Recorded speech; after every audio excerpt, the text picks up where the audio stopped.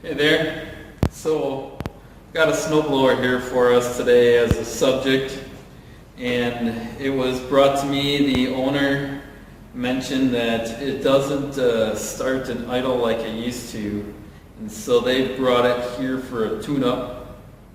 And since we're not meeting face-to-face right now, I figured I would use this opportunity as a time to maybe capture the process of how I would go through troubleshooting this particular complaint, and or have you guys go through figuring out what is causing the customer concerns.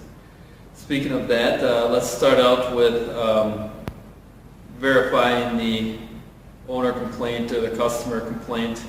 I will tell you that I haven't really done anything with this snowblower other than walk around it and give it a visual inspection for evaluating it for potential parts needed. And I did pull the drivetrain plate off of it so I could take a look at the drivetrain, but I haven't done anything beyond that point. I haven't tried to start it or check anything else other than get it set up and staged here for the video. So I do have an exhaust by the muffler, which you probably can't see just yet. So let me go ahead and adjust the camera angle a little bit and we'll get into it. Alright, so first thing I'm going to do is I'm going to attempt to verify the customer concern or the complaint. And before I do that, I'm just going to go ahead and check the oil level to make sure that we have oil in it. Last thing I want to do is find out that the oil was really low, or find out that there wasn't anything in there, and attempt to start an engine that shouldn't be started. So the oil level is actually over full at this point. You can see here there's a full mark, and you can see the oil goes well over the full mark, and that is with threading the cap on these engines.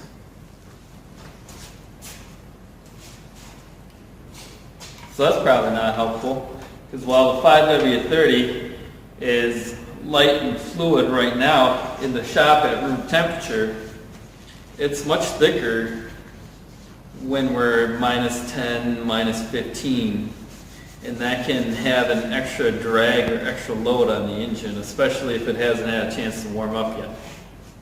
So that's interesting.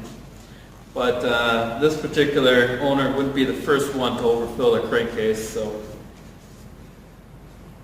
all right. So moving on.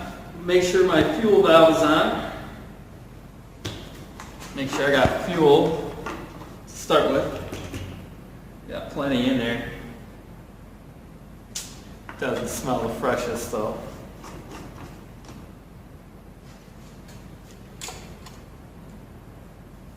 Set the throttle. Can't see it from your position, but the choke is a little loose and flopping around a little bit. And when I try to engage it,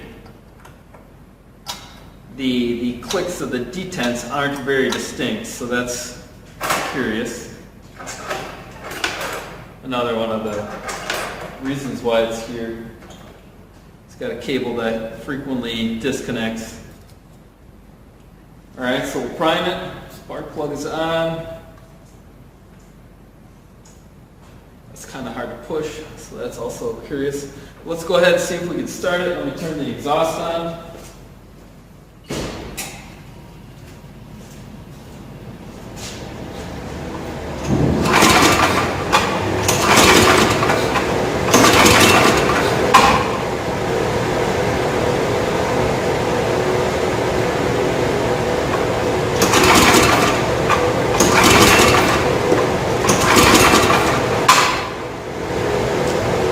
It doesn't want to start.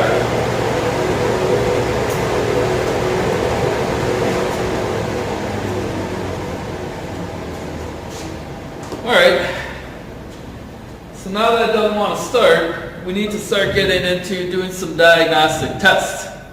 And this is where we start thinking back to the 5 things an engine needs to run. And if I want to take it easy on myself, I'm going to do some of the easier tests first. One of the easiest tests I think I can do is a spark test. So I'm going to disconnect the spark plug boot here, which appears to be stuck pretty nicely. Spark plug looks like it's in decent shape.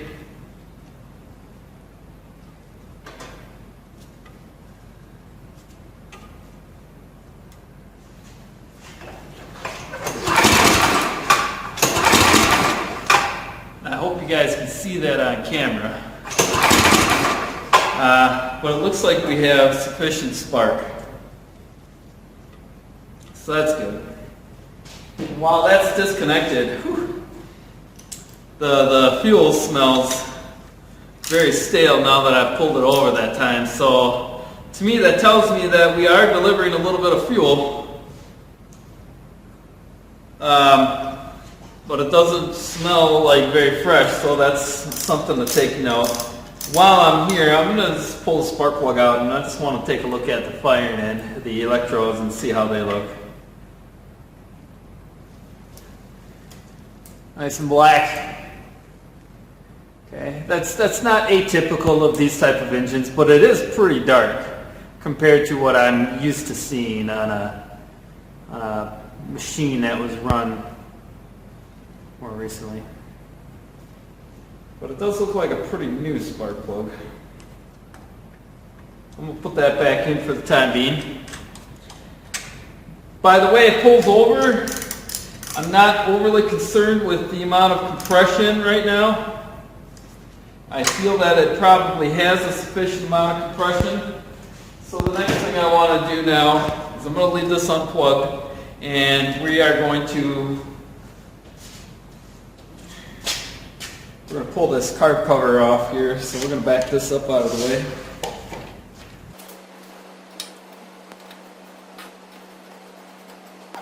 This actually came out quite nicely. Usually if they've been in there for a while, they take a little bit more to get out.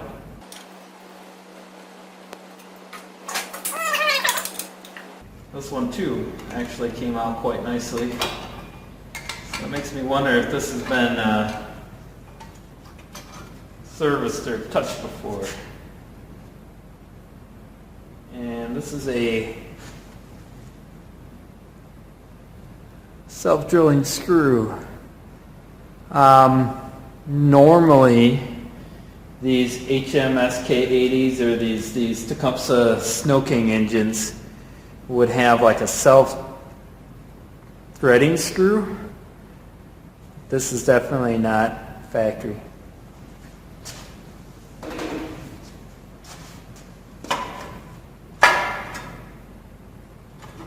We got the choke knob off here. Just pulls.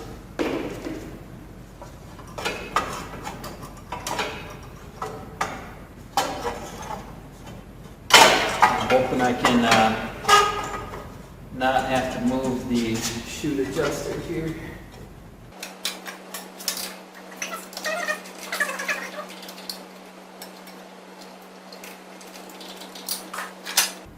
Alright, so cover's off. And now we can see our carburetor here.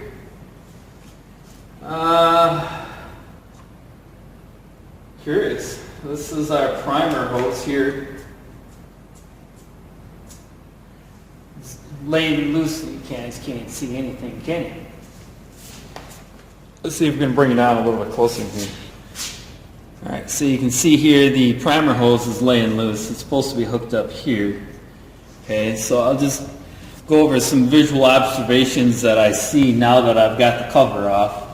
I can see a little bit of fuel residue right here at the front of the carb. The outside of the carb body is a little bit dirty, but I've seen way worse. The detent appears to be rather soft here.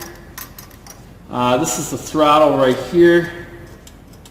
When I move that, it does seem like a little bit slow or sticky.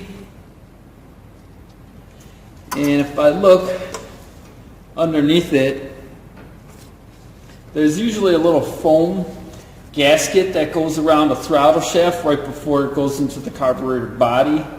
That appears to be missing. The idle mixture screw right here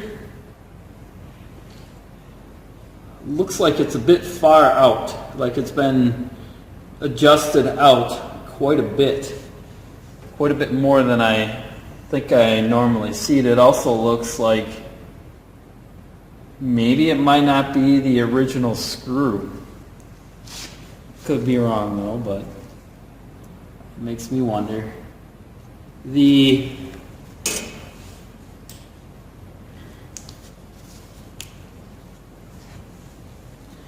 port for the primer hose appears to be plugged with goo of some sort. You know, like stale fuel that I build up that's hardened, a little bit greenish. Alright, so let's stick our light there. This one on the bottom here,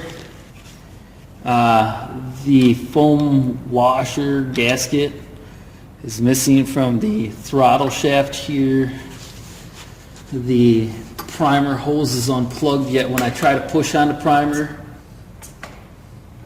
it pushes like there's a lot of resistance.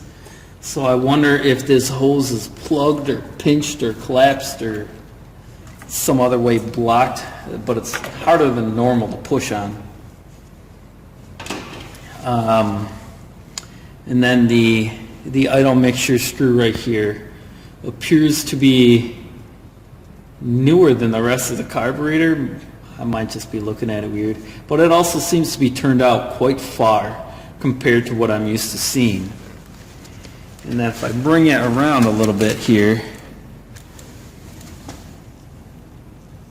right here by my thumb, let me see if I can adjust the light a little.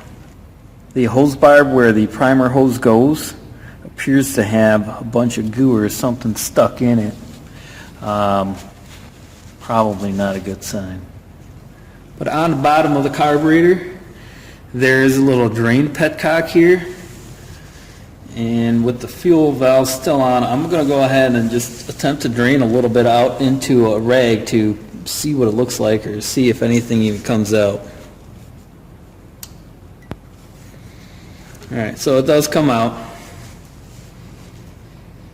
It doesn't smell fresh just like the other stuff. I think I need to pull the bowl off and take a closer look inside the bowl to see what's all in there. So I'm going to turn the fuel valve off over here. And I'm going to get a couple more rags to catch the fuel that's going to come out. And I'm going to take 7/16 wrench. Yep, 7/16 wrench, and we got to remember that we want to go counterclockwise with this. This has the older style bowl nut with the main fuel adjustment screw in it. I'll let that dribble a little. Normally once you crack them free, they kind of spin out pretty easy. This one's got some resistance to it, like there's something gooey on the threads. Doesn't want to, and here now, just tighten up. I am going the right way.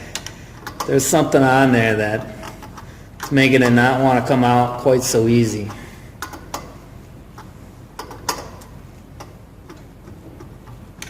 That's peculiar. Do want to be careful with these because they are brass, so they're a soft material. And then they're hollow, which makes them even softer. But watching the fuel drip off the end of the adjustment needle there, it's very cloudy, and there's all sorts of black specks that have kind of accumulated on the rag where it's been dripping.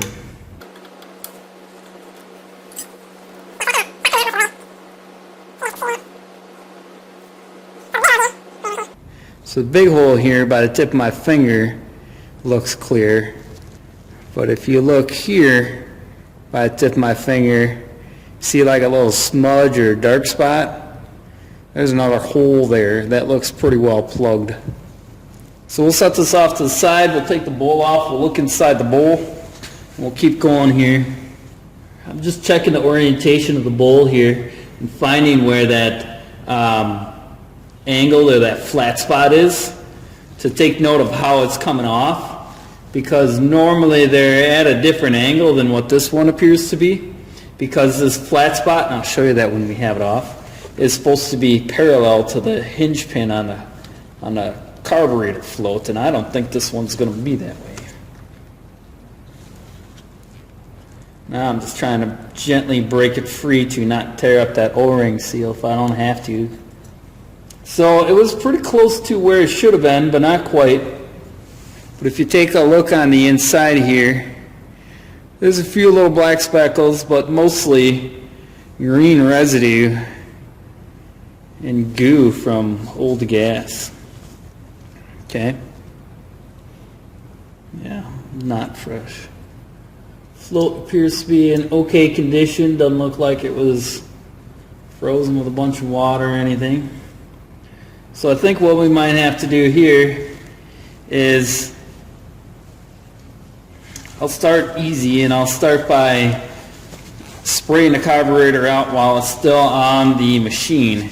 And if that doesn't fix it, then we will likely have to take the whole carburetor off and we'll give it a bath in ultrasonic if need be. But we'll see if we can maybe clear out the passageways and restore operation while it's still attached. To help me in gaining access to spraying out the carburetor and everything, I'm going to go ahead and take this choke bracket off so that I can get to the front of the carburetor a little bit easier.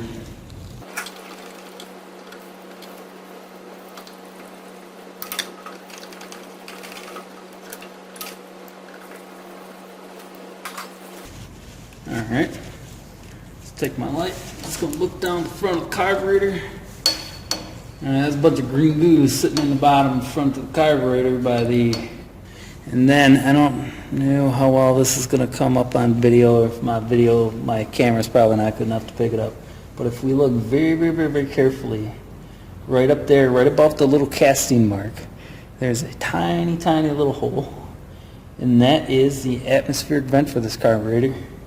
So we're going to make sure we spray that out while we're doing our cleaning so that that is clear. It doesn't give us any issues. And then we are going to try to shoot some carb cleaner down the air bleed that goes in the front of the carburetor on the inside. It's going to go past here and it's going to go to where this Welch plug is and where the idle mixture screw is, and we're going to try to flush that out with some carb cleaner and some air to make sure that to try to dislodge or remove any blockages or clogs in some of the idle circuits for the carburetor. So let me go get some carb cleaner spray. Be right back. Okay, got a can of carb cleaner here. So we're going to spray out some of these passageways, and then we will foul that up with compressed air. When I'm doing this, I want to be careful that I don't let this float fall too far and I lose the needle. If it falls out, it's a little frustrating, but it can be put back. We just don't want to put everything back together and find out the hard way that the needle's missing, because when we turn the fuel on, it just fills the bowl and overflows the front and dumps fuel everywhere, and then we got a mess to clean up. So we want to make sure that's in there and seated properly so we don't have to go back in after we've already been there. So I'm going to go ahead and spray these out, just give them some little spritzes. I'm going to start at the top and work my way down. I'm going to start with this atmospheric vent here. I'm going to spray that. We might see some stuff drip out the bottom. And I'm going to try to shield the camera screen so it doesn't wreck the screen here. Oh. Okay. And try to blast out the primer. Okay. Alright, so interesting here. I spray this. Let's see if you guys can see it, but not blast you with it. Okay. The carb cleaner actually comes right out the atmospheric vent, so that's curious. Normally it just kind of pours out the bottom.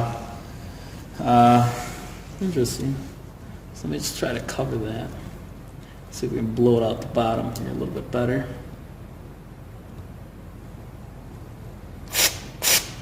There it comes out the bottom. It could have came out the bottom and I just didn't notice it before, but I got it that time. And then I'm going to come around to the front here, find a way to get a light in my head and a can of cleaner in here.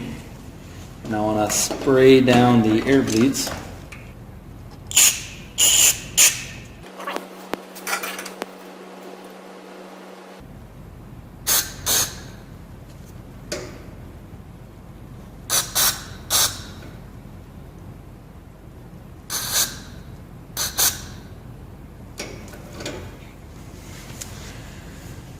And you see the stuff kind of going everywhere and it's coming out the bottom. This is one of those reasons why we like to wear safety glasses as well as other PPE. You'll notice that it had a couple of drips, then it tapered off, and then a couple more drips. So I think we just flushed some stuff out of there. But I wanted to make sure that I get it real good. I'm going to do it again.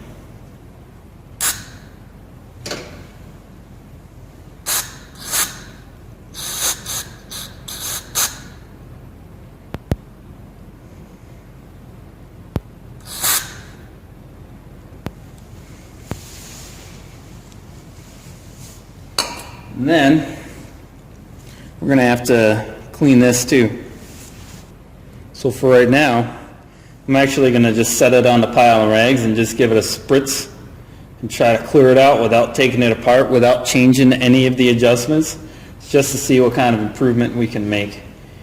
That might help shortcut the amount of time and energy I got to spend in tuning the carburetor after it's reassembled here.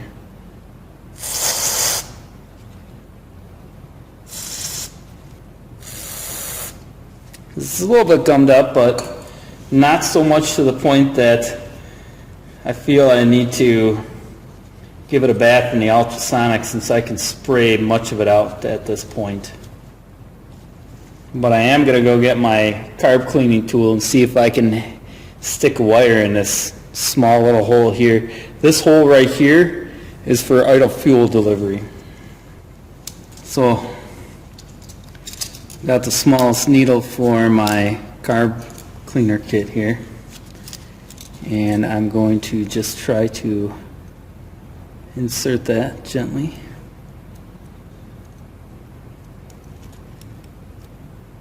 Just make sure it's clear all the way through, which it feels like it is.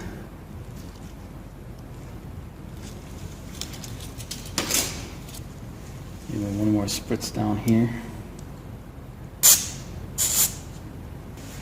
And then what I'd really like to do actually is to spray up underneath the carburetor, but that can be a little bit tricky here, so I'm going to have to change up the setup a little bit here, and we'll clean out the bowl too.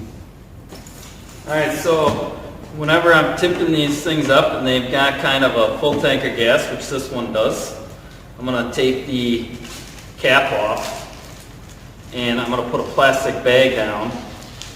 And then I'm going to put the cap back on, relying on hopefully the plastic bag sealing up the threads of the tank so that it doesn't drip the whole time I've got it up.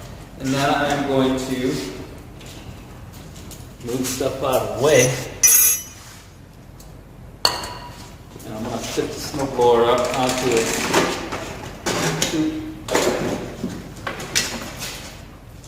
gently, making sure to not dislodge the float or my light.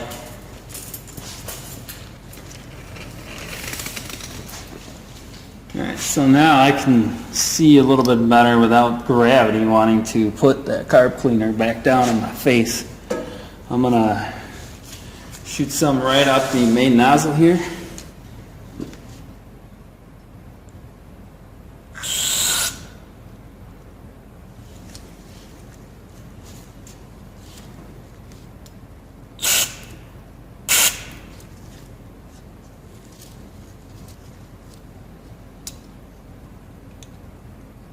and up into the atmospheric vent primer area.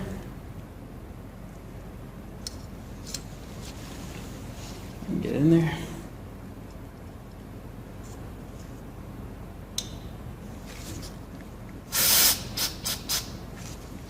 Okay.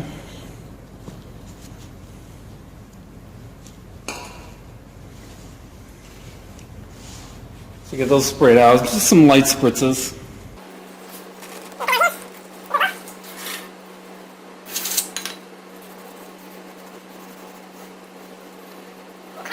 Clean so it's easy to tell if there's any leaks or things in the future here. Not overly concerned about the staining. I just want to make sure that there's no more debris or loose things that can get sucked up into the main jet or the idle circuits of the carburetor. And then I want to make sure that the seat for the O-ring is pretty clean and smooth still so that the fuel bowl O-ring seals up well. Okay.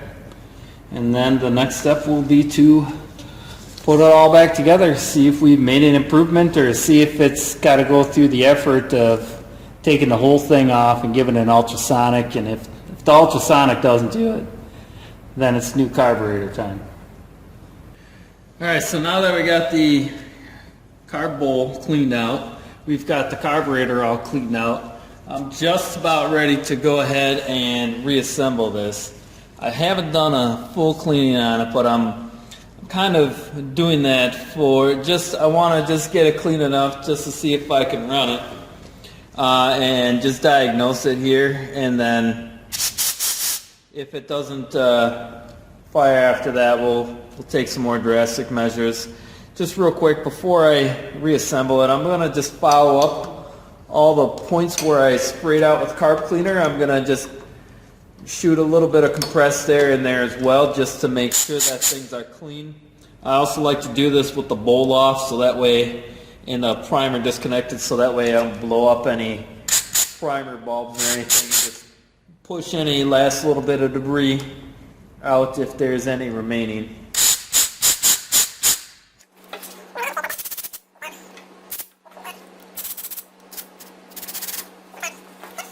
And then this is that flat spot or detent that I was talking about. See, make sure, yeah. So that's got to be parallel with the carburetor float hinge. So I'll put that on, make sure to line that up. And then I got to make sure I get the bowl on without pinching or folding or rolling the O-ring around the bottom of the carb body. And then as I go to put this main jet back in, I need to make sure I only turn it by the hex. And I'm trying not to mess with the adjustment right now. So that way, if it actually is adjusted properly, I don't have to adjust it later. Threads feel a little bit better going back in than they did coming out, so that's reassuring.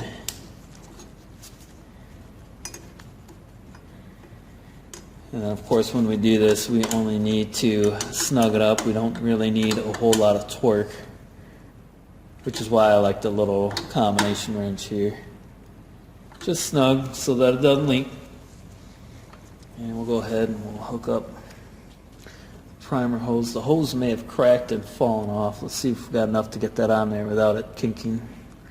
May have to replace that.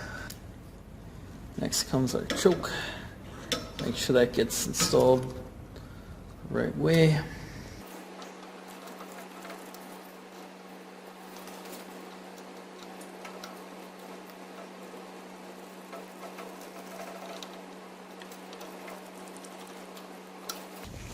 Alright, so now that we got those on, we'll bring this back down.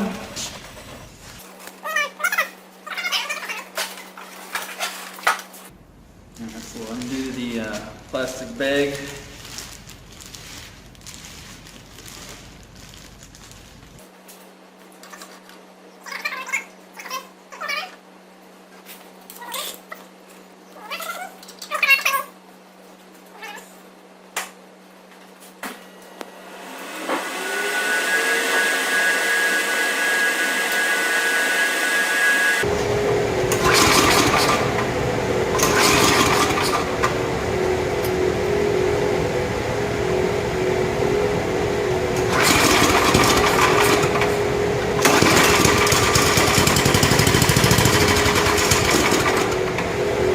that's good. I mean, we are still dealing with old gas here. Give that a try one more.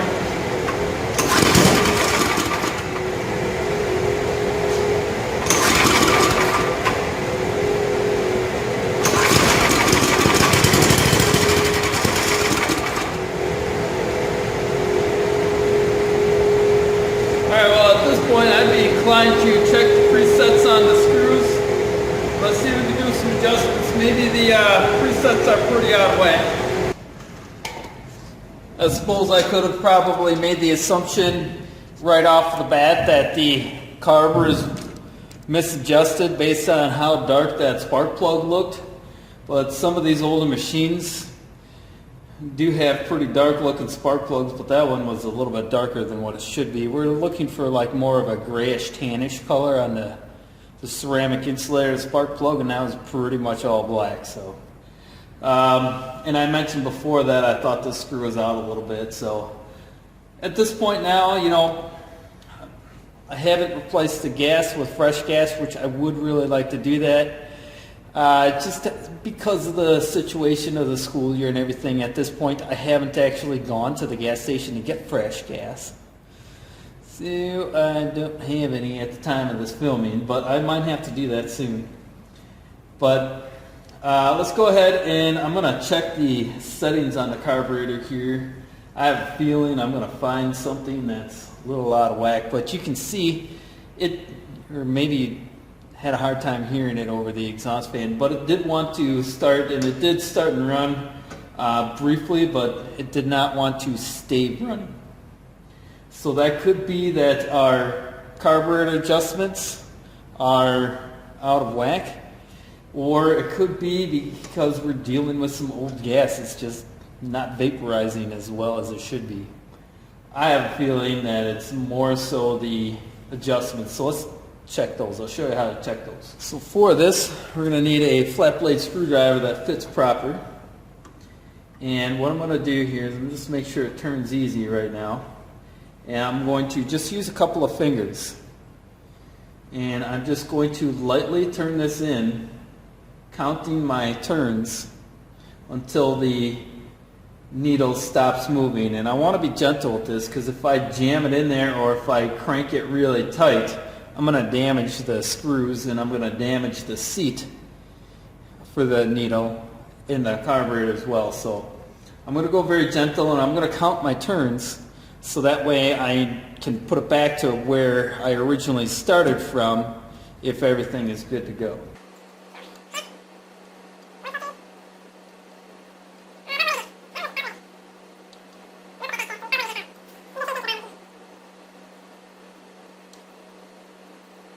So that one was about 7 half turns out.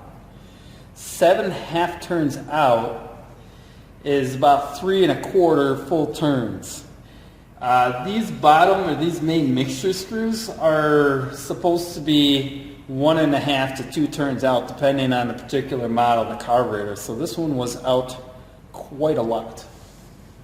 More so than the one on for the idle here. The main mixture screw is out quite a bit. So we're going to go ahead and we're going to set that to 1 1/2, 2, 3, out.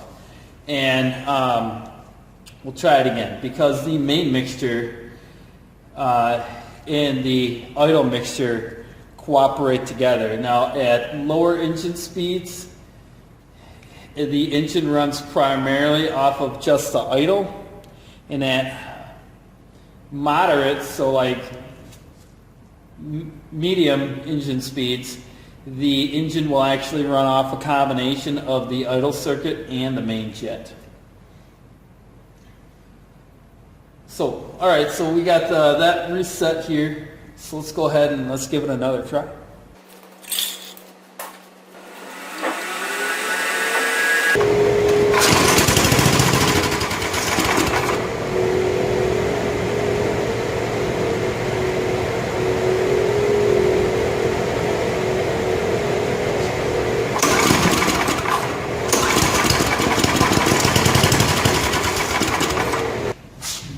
All right, so we can see that it starts and then and dies right away. So that's kind of our indication right there that the engine can run off of the older fuel. However, the carburetor is probably not delivering fuel in a consistent enough manner for the engine to continue to run. And the other variables like the older gas and everything is probably stacking up on it. So at this point, it's going to be time to pull the carburetor off for a bit more thorough cleaning, the kind where we're going to pull the mixture screws out and clean them, and we'll put the carburetor in a bath in the ultrasonic. And while the carb is taking its bath in the ultrasonic, we're going to drain the old fuel from the tank and make sure that there's no obstructions in the fuel line, etc. And I'll go get some fresh gas so that we can do this, right?